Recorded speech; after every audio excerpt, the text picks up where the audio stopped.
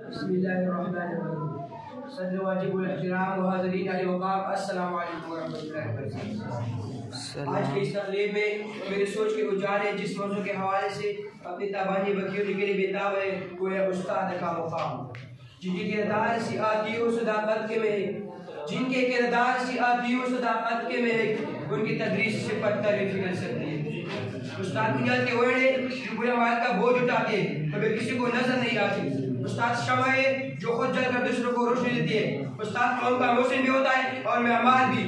حضرت علی رضی اللہ عنہ کا قول ہے کہ جس شخص نے مجھے ایک لفظ بھی سکھایا میں اس کا غلام ہوں، اب اس کی مرضی مجھے بیچی آزاد کری یا غلام بنائی رکھی۔ صدر جی وقار استاد بادشاہ نہیں ہوتا مگر اپنے طلبہ کو بادشاہ بنا سکتا ہے۔ استاد وہ ماں ہے جو سراسر محبت ہے، جو بذات خود ٹھنڈے جگہ پر لے کر بچے کو گھر بستر مہیا کرتی ہے۔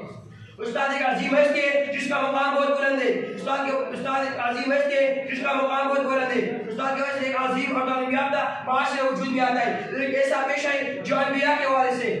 جناب علی کسی دانا کا قول ہے استاد آدم کامیابی کے پہلے سیڑھی ہے۔ استاد محسن انسانیت ہے اور انسانیت کے جس کا مقام اور مرتبے کا وسیلہ بنتا ہے۔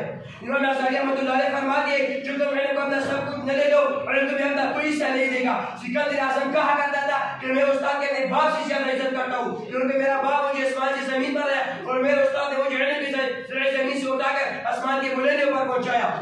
استاد ایک دریا ہے جس میں علم کا فانی موج جماتا ہے اور شاگرد اس دریا میں غوطے لگا کر اس کی گہرائی اور